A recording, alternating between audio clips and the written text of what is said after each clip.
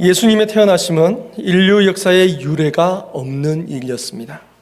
하나님께서 사람의 몸을 통해서 이 땅에 태어나신 것이기 때문입니다. 조금 더 정확하게 말하자면 처녀 마리아의 몸을 통해서 이 땅에 사람으로 태어나셨습니다. 이른바 동정녀 탄생, 쉬운 말로 하면 처녀 탄생입니다. 마리아가 남자와 관계하지 않고 성령으로 예수님을 잉태한 것입니다. 이것은 정말 이해하기 어려운 일입니다. 생각해보면 성경적으로는 너무 당연한 일입니다. 예수님은 하나님의 씨로 태어나셔야 했기 때문입니다. 하나님의 씨가 처녀의 몸에 심겨서 그리스도가 태어난 것입니다. 그래서 여인의 자손으로 예언된 것입니다. 창세기 3장에 하나님께서 뱀에게 이렇게 말씀하고 계십니다. 여자의 후손은 내 머리를 상하게 할 것이요 너는 그의 발꿈치를 상하게 할 것이니라. 여기까지 보면 여자의 후손은 예수님을 말하는 것을 우리가 알 수 있습니다. 그런데 그렇다면 이런 질문이 가능해집니다. 모든 사람이 다 여자의 후손이 아닌가 하는 것입니다. 이 땅에 숨쉬고 살아있는 사람 가운데 어머니의 몸을 통하여 태어나지 않은 사람이 없고, 또한 어머니 또한 여자이기 때문에 모두가 다 여자를 통해서 태어났다라고 말할 수 있는 것입니다. 그렇기 때문에 누구 한 사람도 예외 없이 여자의 후손이라고 말할 수 없지 않다라는 것입니다. 그런데 히브리 사고에서, 이 이스라엘 사람들의 사고에서 모든 사람들은 다 남자의 후손입니다. 그러니까 예수님이 여자의 후손이라고 못 받고 있는 것은 굉장히 도드라지는 사건이라는 것입니다. 마태복음 1장에 나와 있는 예수님의 계보를 보면 아브라함이 이삭을 낳고 이삭이 야곱을 낳고, 기억나시나요? 계속 누가 누구를 낳는데 남자가 남자를 낳습니다. 다 남자가 아이를 낳는다라고 표현되어 있는 것은 이것이 바로 히브리 사람들, 즉 이스라엘 사람들의 사고였던 것입니다. 중국 최초의 시가집이라고 볼 수 있는 시경이라는 책이 있습니다. 이 책에 이렇게 나와 있어요. 아버지 날 낳으시고 어머니 날 기르셨으니 애달고 애달다 우리 부모님. 아버지가 날 낳으시고 어머니가 날 기르셨다. 제 기억으로는 예전에 우리가 부르던 이 어버이 노래에도 이런 내용이 있었던 걸로 기억이 되는데요. 이 시경이 특히나 히브리적 사고와 굉장히 일치하는 것을 발견할 수가 있습니다. 그런데 예수님은 하나님의 씨로 마리아가 낳았기 때문에 여인의 후손으로 구별되는 것입니다. 이해가 되시나요? 여기까지가? 남자의 후손, 남자의 씨가 여자의 몸에 들어가서 남자의 씨로 계속 태어나기 때문에 남자가 남자를 낳는다라고 표현하는 거예요. 그런데 예수님은 하나님의 씨로 여자를 통해서 태어났기 때문에 여자의 후손이라고 말하는 것입니다. 이것이 다른 점이에요. 그래서 저스틴이나 이레니우스 같은 초대교회 교부들은 이 여자의 후손이 그리스도를 말한다고 해서 창세기 3장을 원시 복음이라고 말하고 있습니다. 이것은 창세기에 이미 예수님께서 인류의 구세주로 이 땅에 오실 것을 예언했다라고 하는 것입니다. 그래서 원시 복음이라고 말합니다. 그리고 또 이런 질문도 가능할 거예요. 만약 예수님이 하나님의 씨로 처녀의 몸을 통해서 탄생했어야만 한다면 왜 하필 요셉과 약혼한 마리아를 통해서 태어나셨는가? 하나님의 씨로 태어나기만 하면 되는 것이라면 꼭 요셉과 약혼한 마리아가 아니라 믿음 좋고 신실한 다른 처녀의 몸을 통해서 태어나실 수도 있지 않았는가 하는 것입니다.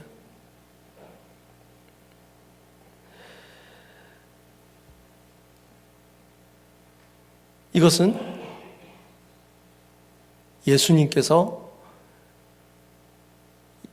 다윗의 자손으로 예언되었기 때문입니다.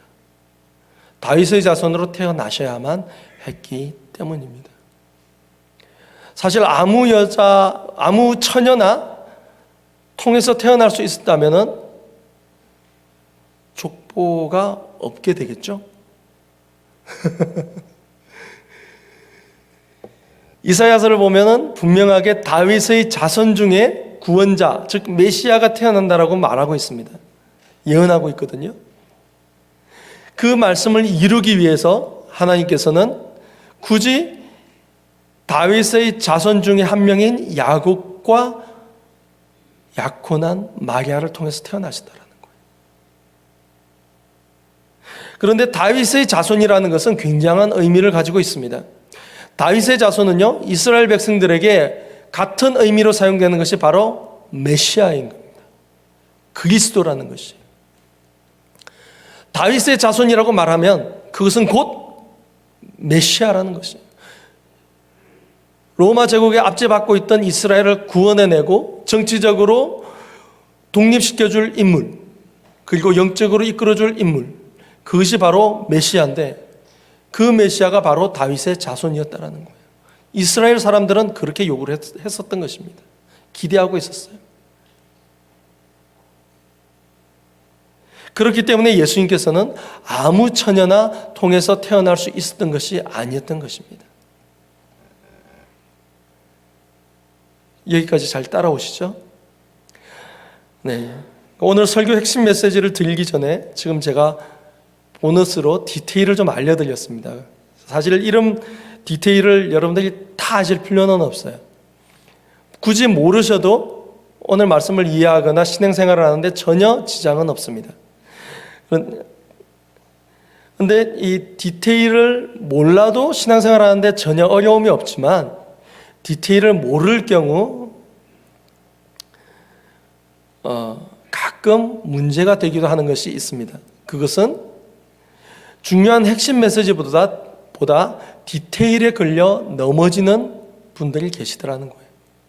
디테일을 알면, 신앙의 디테일을 알면 알수록 더 원리에 충실하게 정교한 신앙생활을 할 수 있는 가능성이 있습니다. 그런데 디테일을 모르면 사실 그냥 넘어가면 되거든요. 모르는 것을 굳이 다 이해하려고 할 필요 없이 그냥 넘어가면 되는데 여기에 걸려서 넘어지는 사람들이 있더라는 겁니다. 처녀 탄생에 대해서도 사실은 예수님께서 이 땅에 오시는 원리를 알기 위해서는 이 디테일이 굉장히 중요합니다. 지금 제가 앞서 말씀드렸던 이 디테일을 이해하셔야만이 처녀 탄생에 대한 이해가 있을 수 있어요. 그런데 꼭 이 처녀 탄생에 대한 디테일을 여러분들이 모르신다고 하더라도 전혀 문제가 되지 않습니다. 단지 예수님이 나의 죄를 지시고 십자가에 피 흘려 죽기 위해서 이 땅에 사람으로 오셨다. 그래서 예수님의 탄생이 우리에게 의미가 있다. 이렇게만 이해하셔도 전혀 신앙생활에 문제가 되지 않습니다. 그런데 굳이 이해가 안 되는 이 디테일을, 특히 이 처녀 탄생이라든지 세상 사람들이 잘 긁고 넘어지는 것, 천지창조 뭐 이런 것들에 걸려서 넘어져서 정말 중요한 핵심 메시지, 이것들을 받아들이지 못하는 그런 우를 범하는 경우가 있더라는 거예요. 그런 분들에게 우리 코미디언 구봉서 장로님의 일화가 굉장히 도움이 되리라 생각됩니다. 아마 저보다 연세가 있으신 분들은 구봉서 장로님에 대해서 들어보셨을 거예요. 그죠? 일부 예배보다 더 모르시는 것 같은데요. 그 코미디언 구봉서 모르시나요?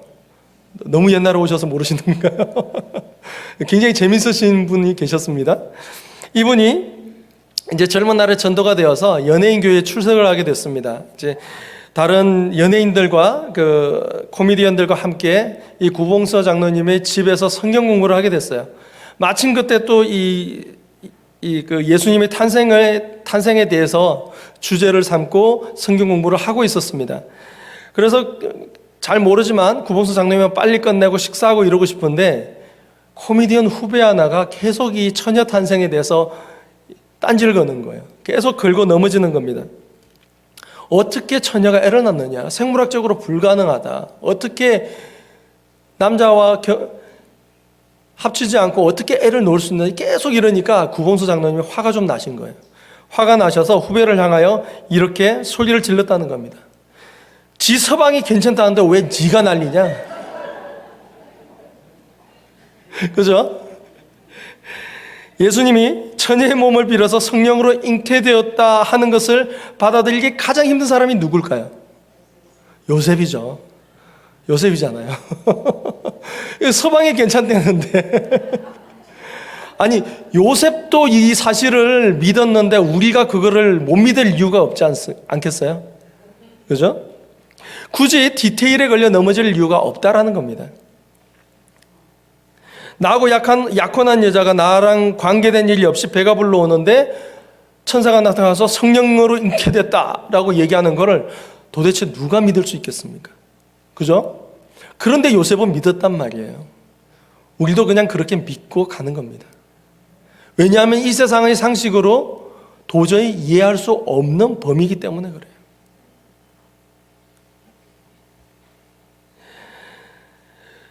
무언가에 걸리면은 거기에 걸려서 넘어지지 마시고요. 그냥 넘어가 버리십시오. 신앙의 가장 중요한 것과는 아무런 상관이 없습니다. 그냥 넘어가셔도요. 신앙생활 하는데 큰 어려움이 없습니다. 우리가 핵심 메시지로 정말 중요한 것들은 이미 여러분들이 다 알고 계셔요. 다 알고 계셔요. 그래서 사소한 디테일에 굳이 걸려 넘어지지 마시고 통째로 그 사소한 것들 때문에 그런 디테일 때문에 통째로 이 받아들이지 못하는 그런 실수를 범하지 않기를 정말 소원합니다. 예수님의 탄생은 이렇게 정말 이해하기 어려운 부분이 있습니다. 따지다 보면 정말 많아요. 그런데 정말로 중요한 것은 예수님의 탄생은 사실 위험천만한 일이었다라는 것입니다. 우리가 흔히 생각하는 예수님 탄생, 구주 탄생의 분위기는 어때요? 보통 이제 이런 설교는 성탄절로 해야 되는데 제가 그 성탄절 전후에선 설 일이 없으니까. 그죠? 성탄 분위기 하면은 우리가 생각하는 것과 지금 제가 말씀드린 게 많이 다름을 느끼실 거예요. 끝으로 드러난 이 예수님 탄생의 분위기는요, 정말 따뜻한 분위기의 평화스러운 날들입니다. 지극히 높은 곳에서는 하나님께 영광이요, 땅에서는 하나님이 기뻐하시는 사람들 중에 평화로다. 얼마나 멋집니까? 우리가 알고 있는 이 이미지가 있잖아요. 목자들이 양떼 데리고 와서 목자들이 안에 들어와 예수님께 경배하고 새 동방박사가 와서 예물 드리고 예수님 가운데 있고 예수님 뒤에 이 마리아와 요셉이 흐뭇한 표정으로 예수님 바라보고 있고, 그죠?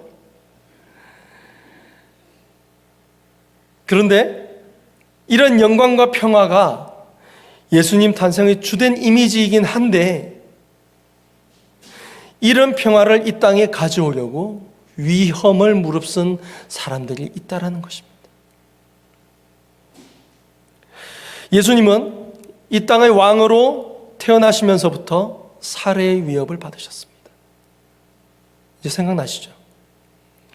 참 아이러니하게도 예수님은 죽기 위해서 태어나신 분이십니다. 예수님은 십자가에 못 박혀서 우리 죄를 모두 다 짊어지시고 십자가에 못 박혀 죽기 위해서 굳이 인간이 되셔서 태어나신 분이세요. 죽기 위해서 태어나셨는데 태어나시자마자 죽음의 위협에 시달리셨다는 거예요. 이스라엘에는 버젓이 왕이 있었습니다. 로마 제국이 각 지역마다 왕을 세웁니다. 그걸 분봉왕이라 그러는데요. 헤롯 왕이 분봉왕으로 있었습니다. 그렇게 있는데 어느 날 박사들이 왔다가 가니까 유대인의 왕으로 태어난 사람이 있구나 알게 된 거예요. 자신의 위치를 위협하는 것으로 생각을 하고 예수님을 죽이기로 한 것입니다. 그런데 예수님을 찾아서 죽이는 일이 만만치 않았던 것입니다. 박사들은 몰래 도망가 버렸고 그 날짜를 계산해 보니까 대략 한 2년 정도 걸렸던 것 같아요. 2살 이하의 모든 베들레헴 근처의 아이들을 다 죽여버립니다. 예수님 한 명을 죽이기 위해서 2살 이하의 모든 아이들을 다 살해합니다. 누구 때문에요? 예수님 때문에. 예수님 탄생 때문에. 예수님께서는 어린 나이에 애국으로 피신을 가지 않으면 안 되었습니다. 죽지 않기 위해서. 그러나 그 지역에 있던 다른 아이들은 죽을 수밖에 없었어요. 태어나자마자 예수님께서는 목숨의 위협을 받으신 것입니다. 예수님의 출생은 이렇게 위험천만한 출생이었어요. 그리고 또 한 사람, 예수님의 탄생에 대해서 목숨을 건 사람이 있습니다. 오늘 주인공이죠. 마리아입니다. 마리아는 어느 날 소식을 전하는 책임을 맡은 천사 가브리엘의 방문을 받습니다. 그리고 이 천사가 마리아에게 이렇게 얘기합니다. 보라, 내가 잉태하여 아들을 낳으리니 그 이름을 예수라 하라. 여기까지만 보면 참 멋지죠. 와, 천사도 만나고 천사가 하나님의 말씀을 대언. 27절에 보면 마리아가 요셉과 약혼한 처녀라고 얘기하고 있습니다. 처녀가 이 얘기를 들은 거예요. 별로 놀라시지 않네요. 처녀가 이런 얘기 들었다는데. 요즘은 혼수로 임신해서 가는 게 유행이라 익숙해지신 거죠. 이스라엘에서는요, 당시 이스라엘에서는 약혼을 합니다. 약혼하고 1년간 자기의 집에 거하면서 1년 후에 신랑이 와서 데려갈 때까지 우리식으로 말하면 조신하게 결혼 후 생활을 준비합니다. 이동안 다른 일들이 있으면 안 돼요. 신랑이 와서 데려가기 전까지는 다른 남자와 만나서도 안 되고요. 혹시라도 약혼했던 신랑이 죽으면 그 자리에서 바로 과부가 돼요. 우리랑은 조금 다른 문화죠. 그래서 이스라엘엔 과부가 참 많았습니다. 그런데 처녀가 임신 소식을 들은 거예요. 마리아가 얼마나 놀랐겠어요. 마리아가 그래서 이렇게 얘기합니다. 나는 남자를 알지 못하니 어찌 이 일이 있겠습니까?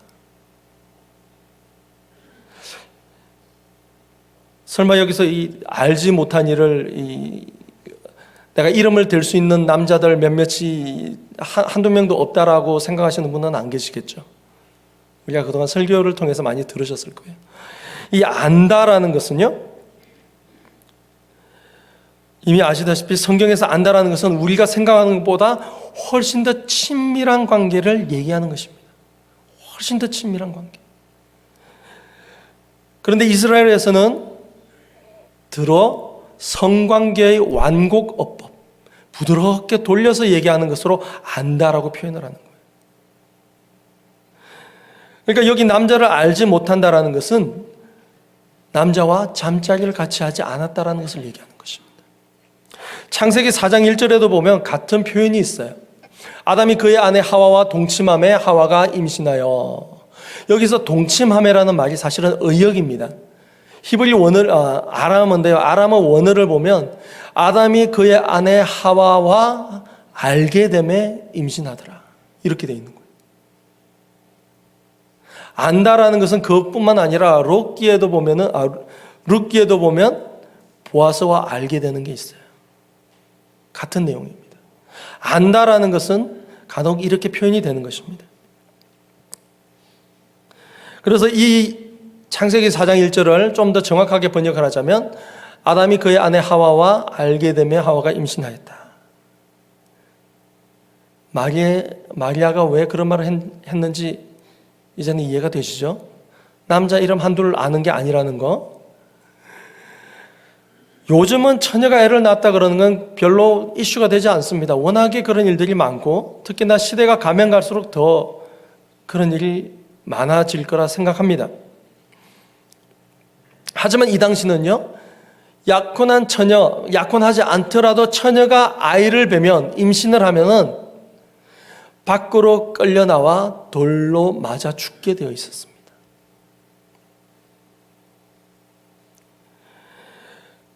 그러니까 요셉이 오늘 성경에서 말하는 것처럼 정말 점잖고 그런 사람이기 때문에 가만히 끊고자 해서 문제를 해결하려고 했는데 만약에 이걸 문제 삼았다, 그러면 이 요셉에 의해서 마리아는 죽을 수밖에 없는 운명인 것이에요.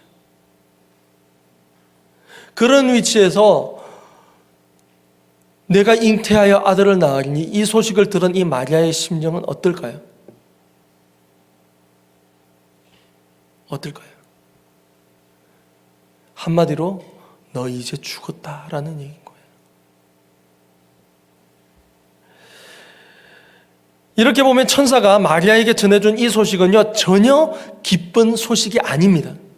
마리아에게는 사형 선고나 마찬가지인 소식이에요. 이거는 너무나도 놀랍고 무서운 소식이었습니다.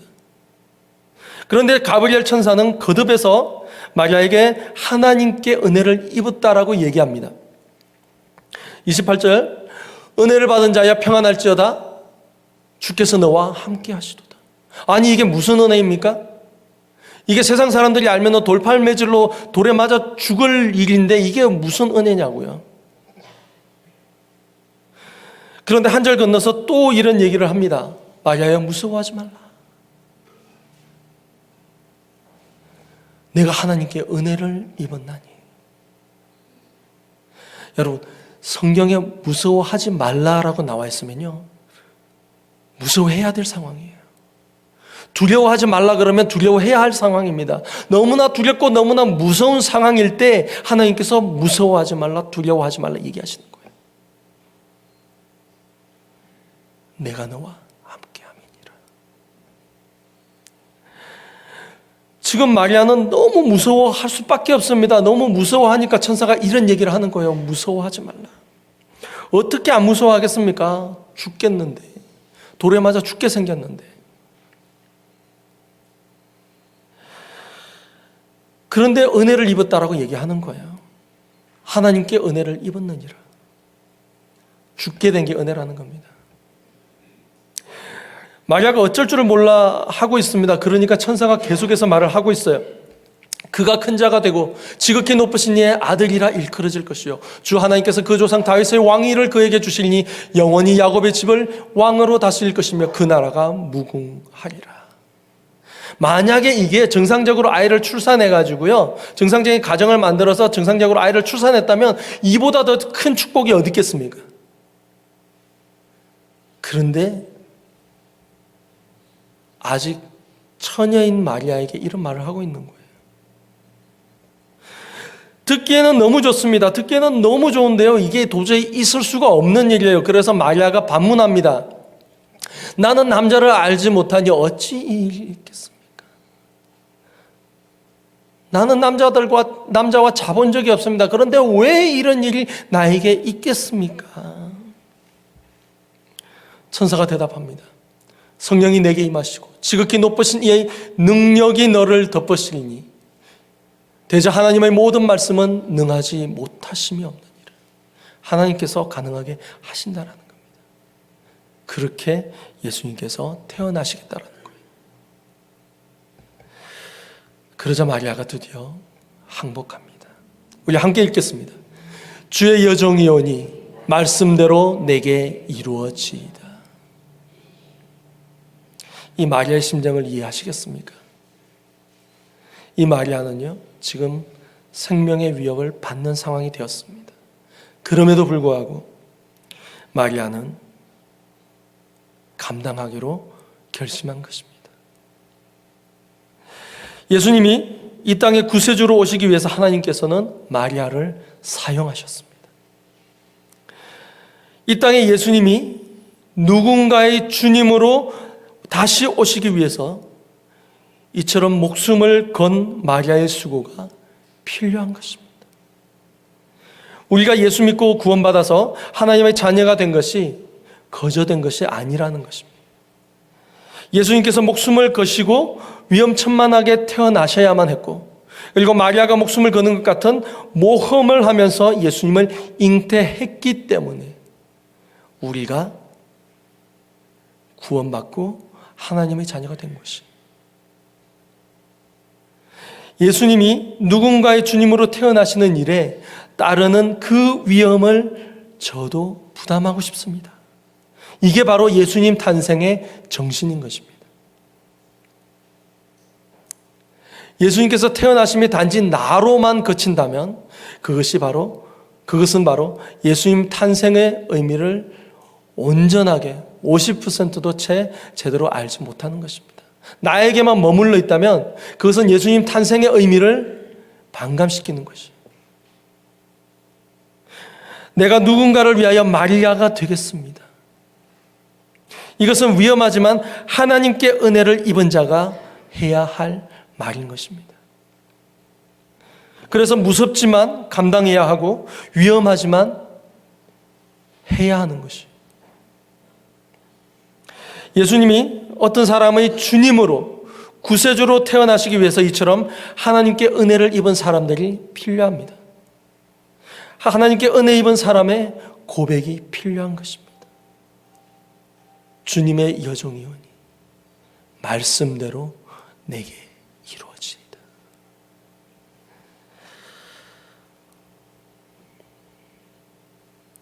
우리가 그저 예수 믿는 것이 아니라는 게 느껴지십니까?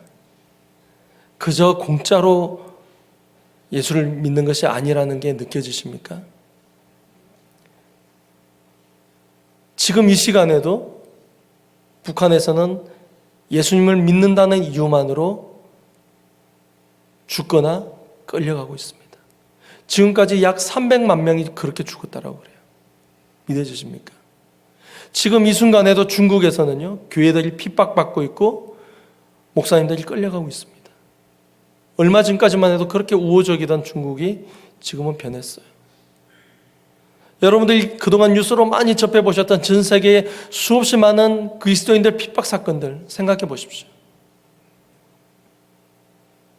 그들이 예수를 믿기 위해서는 누군가가 마리아처럼 희생을 했기 때문에 예수님을 믿을 수 있었다라는 것입니다. 구원의 은혜를 누릴 수 있었다라는 거예요. 내가 이미 예수 믿고 그 은혜를 누리고 있으면서 너무 좋아서 정말 이 은혜를 내가 사랑하는 사람들, 내가 좋아하는 사람들과 함께 그 은혜를 누렸으면 좋겠다 그렇게 생각하십니까? 그렇다면 아마 기도하고 계실 거예요. 기도하고 계실 거예요. 그런데 그냥 되는 게 아닙니다. 그 한 영혼이 예수님을 알게 되기 위해서, 예수님의 구원의 은혜를 입기 위해서 마리아의 목숨 건 수고와 헌신이 있어야 합니다. 예수님이 인류의 구세주로 태어나시기 위해서 마리아의 목숨 건 수고와 헌신이 있었던 것처럼 예수님께서 누군가의 생명과 풍성한 삶을 위해서 그 사람의 구주로 태어나기 위해서는요, 그곳에 또 다른 마리아가 필요하다라는 것입니다. 예수님의 탄생에 대해서는 예수님이 이 땅에 오셔서 내가 구원받은 것만 생각하게 됩니다. 그래서 대부분 자기에게만 그치게 돼요. 그런데 이것은 예수님의 탄생에 대해서 온전하게 이해하고 있는 것이 아닙니다. 예수님의 탄생은 다른 사람에게까지 전달되어야 되는 것입니다. 나는 누구의 마리아인가? 예수님이 어떤 사람을 위하여 태어나시는 일에 내가 부담해야 할 수고와 내가 감당해야 할 위험은 무엇인가? 생각해야 합니다. 예수님께서 이 땅에 주님으로 태어나시는 일에 불편한 일이 정말 많았습니다. 가만히 생각해 보십시오. 하필이면 예수님께서 태어나실 즈음에 호적 조사를 하기 시작합니다. 만삭인 마리아가 그 먼 길을 떠났어야만 됐어요. 여기 아이를 배워보셨던 우리 어머님들은 아시잖아요. 그때 얼마나 힘든지. 가다가 중간에 여관에서 예수님께서 태어나시잖아요. 그리고 목숨의 위협도 받으시고. 그런데 뿐만 아니라 여기 한 사람이 더 있습니다. 바로 요셉입니다. 모두 짐작하시겠지만 예수님의 아버지 요셉에 대해서 마태복음 1장 18절에 이렇게 기록되어 있습니다. 예수 그리스도의 나심은 이러하니라 그의 어머니 마리아가 요셉과 약혼하고 동거하기 전에 성령으로 잉태된 것이 나타났더라. 그의 남편 요셉은 의로운 사람이라 그를 드러내지 아니하고 가만히 끊고자 하여. 요셉의 성품이 보이시죠? 이 일을 생각할 때에 주의 사자가 현몽하여 이르되 다윗의 자손 요셉아 내 아내 마리아 데려오기를 무서워하지 말라. 그에게 잉태된 자는 성령으로 된 것이라. 정말 대단한 것은요, 요셉의 반응입니다. 요셉이 잠에서 깨어 일어나 주의 사자의 분부대로 행하여 그의 아내를 데려왔더라. 자기 아내 될 사람이 자기와 관계없이 배가 불렀는데 성령으로 잉태되었다고 하니까 이게 얼마나 어렵습니까? 그나마 이 요셉이 성품이 너무 좋아요. 너무 좋아서 가만히 끊고자 했습니다. 그러니까 데려가라는 거예요. 성령으로 잉태됐으니까 데려가라. 그대로 데려옵니다. 요셉이 감당해야 할 몫이었어요.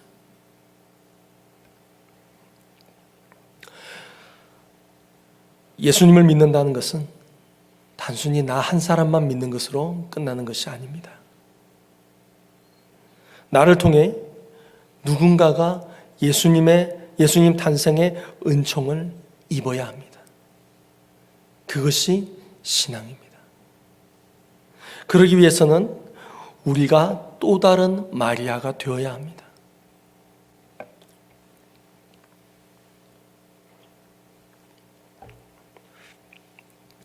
우리가 그로 인해 다가올 위험을 무릅써야 한다는 것입니다. 한 생명이 탄생하는 것은 쉬운 일이 아닙니다. 40주야를 힘들게 견뎌야 합니다. 몸의 변화도 감당해야 되고요. 그렇게 하셨죠, 다들? 그런데 하물며 한 영혼이 구원받는 데 대해서 이보다 아마 더할 겁니다. 더할 겁니다. 이것을 감당하는 것이 바로 우리가 또 다른 마리아가 되는 길인 것입니다.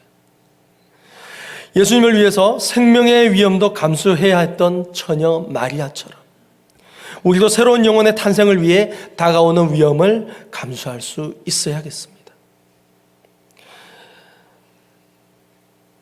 여러분들 요즘 세상에 소확행이라고 나도는 말인데 혹시 들어보셨습니까?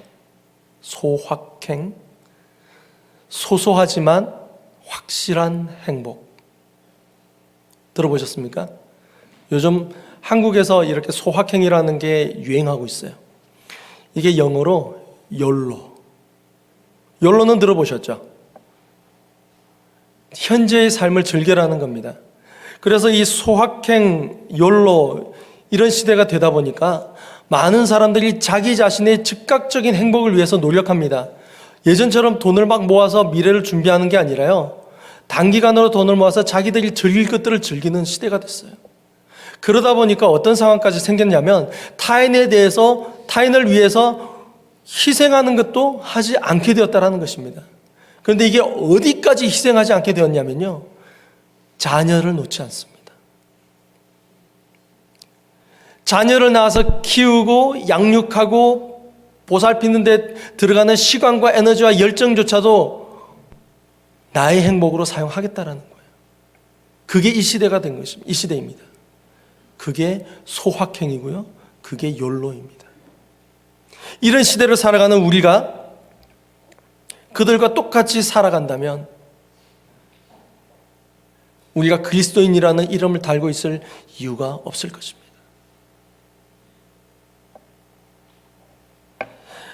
그리스도인이라면, 예수님 닮기를 소원하는 사람이라면 한 사람의 영혼을 위해서 수고와 희생을 견딜 수 있어야 하는 것입니다. 예수님께서 그러셨듯이, 마리아와 요셉이 그랬듯이. 이것이 바로 또 다른 마리아가 되는 것입니다. 여기 계신 모든 성도님들이 또 다른 마리아가 되시기를 간절히 소원합니다. 여기 계신 모든 성도님들이 한 영혼의 구원을 위해서 수고와 위험을 감당하는 또 한 명의 마리아들이 되시기를 간절히 소원합니다. 나를 위해 이 땅에 구세주로 오신 주님이 그의 삶에도 주님으로 태어나시기 위해서 내 수고가 필요하다면 마리아의 수고를 아끼지 않겠습니다, 이런 다짐을 할 수 있기 원합니다. 그래서 한 영혼이 돌아올 때마다 하나님께서 기뻐하시고 한 영혼이 회복될 때마다 예수님께서 기뻐하시는 그 즐거움을 함께 누리는 저와 여러분들이 되시기를 주님의 이름으로 간절히 소원합니다. 기도하겠습니다.